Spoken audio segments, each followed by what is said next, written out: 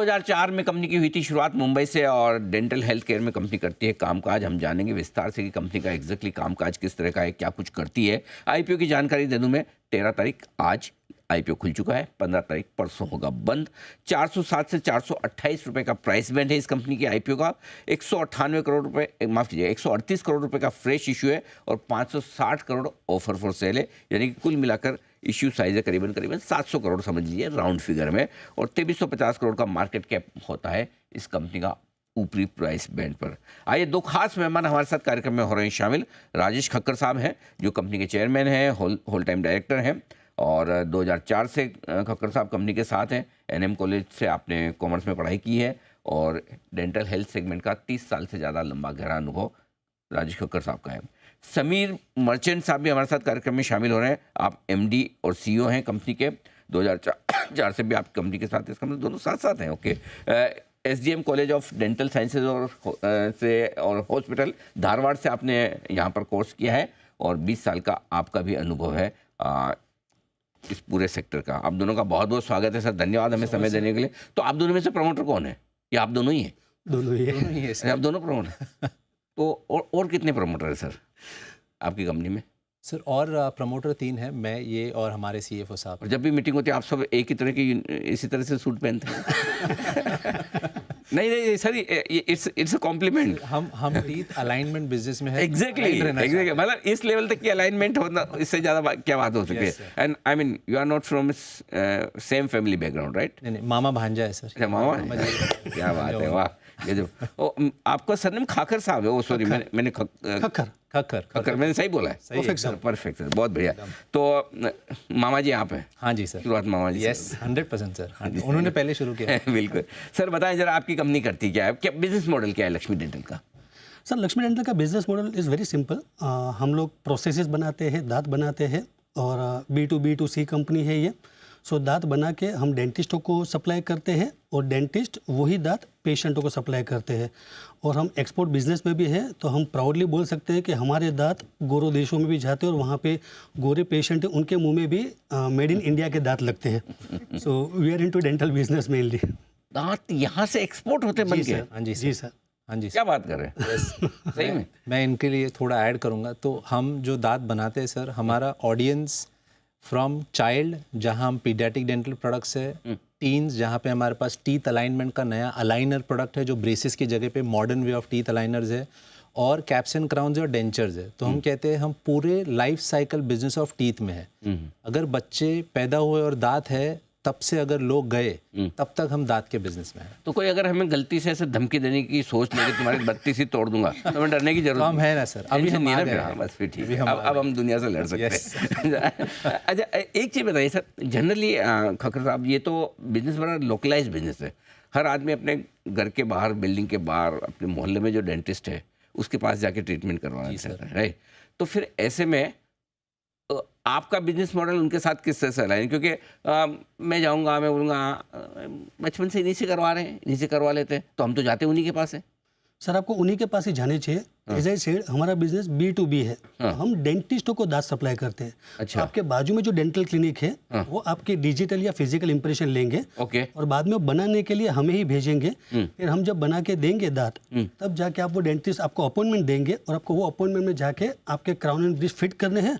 अगर आगे के है दांत तो आपको अच्छी तरह हंसी खुशी मिलेगी, पीछे के दांत है तो आप हर टाइप के खाना चबा सकोगे। अच्छा, अरे वाह, मतलब कम से कम दांत की वजह से आप बूढ़े नहीं होंगे। हाँ।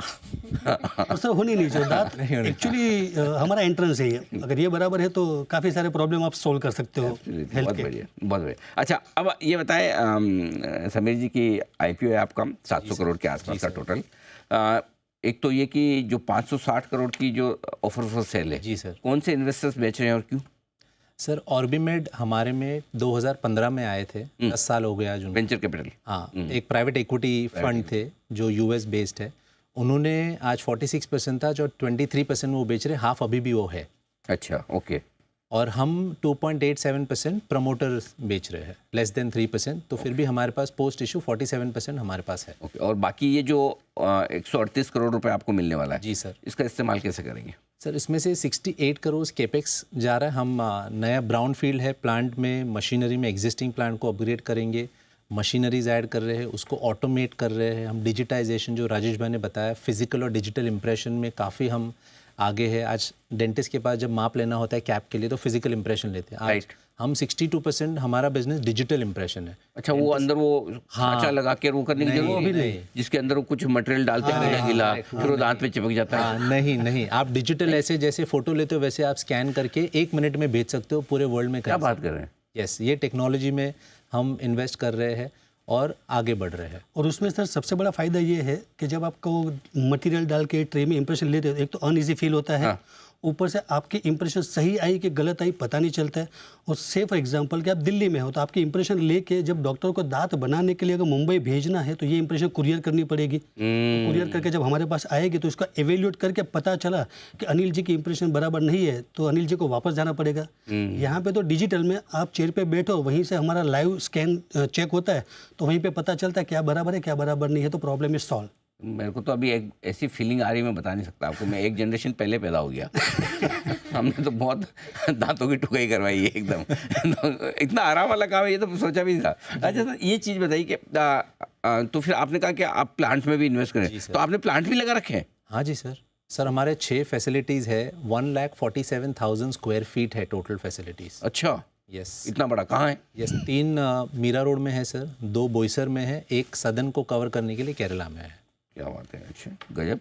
अच्छा, फाइनेंशियल के बारे में आप दोनों में से कौन बात करें? आप करेंगे? अच्छा, तो जरा एक चीज़ मुझे बताइए कि जी सर, 2 साल से आपकी ग्रोथ 18% 20% रेवेन्यू में दिख रही है। जी सर। क्या जनरली आपकी इंडस्ट्री और आपकी कंपनी क्या एक ऑन एन एवरेज जो ग्रोथ ट्राजेक्टरी रहेगी, क्या इसी दर से बढ़ते रहेंगे कैसे आप? सर इंडस्ट्री में तो अभी जो रिपोर्ट के हिसाब से आज ग्लोबल जो है वो क्राउन, ये 3 अलग अलग इंडस्ट्री, एक पीडियाटिक है, एक अलाइनर जो टीथ स्ट्रेटनिंग है और एक कैप्स एंड क्राउन्स है। क्राउन आज ग्लोबली 8% पे बढ़ रहा है, अलाइनर 15% से बढ़ रहा है और पीडियाटिक 8% से बढ़ रहा है। लेकिन इंडिया में क्राउन्स 12% से बढ़ रहे हैं, अलाइनर्स 23% के एगर ग्रोथ से आगे जा रहा है और पीडियाटिक 14% से बढ़ रहा है। आजकल मुझे भी बच्चे बता रहे थे, आजकल वो अलाइनर के लिए आपको रेसल्स वगैरह नहीं लगाने पड़ते? नहीं सर। अच्छा, यस, नेहा जी को पता है जी।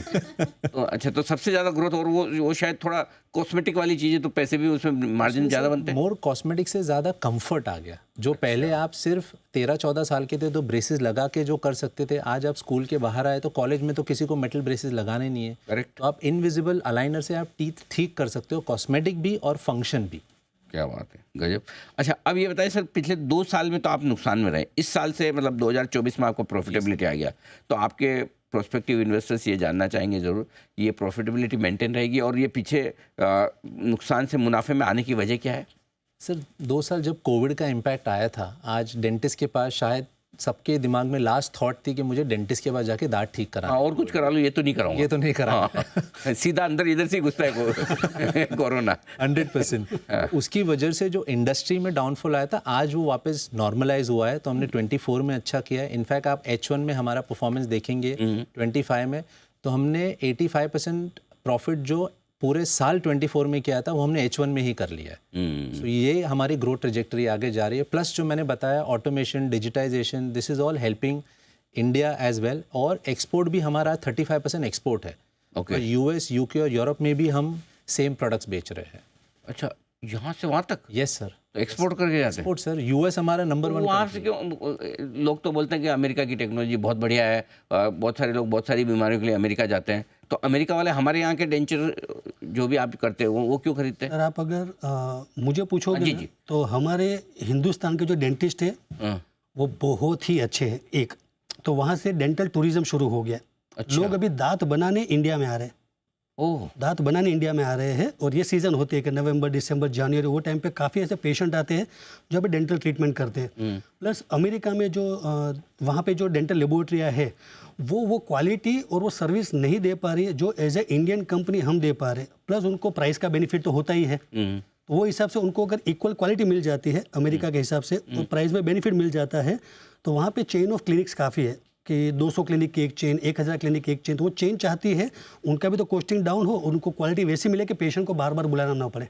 तो आपका B2B है या फिर आपने भी क्लिनिक्स भी खोल रखी है? B2B। ओनली B2B पूरा? अच्छा, और कितना समीर जी ये बताएं कितना पैसा आपका कितना रेवेन्यू जो है वो एक्सपोर्ट से और कितना इंडिया का है? सर 35% एक्सपोर्ट से है और 65% इंडिया से। 200 करोड़ का 35% करीबन आप मोटा मोटी। Yes yes sir. Okay perfect.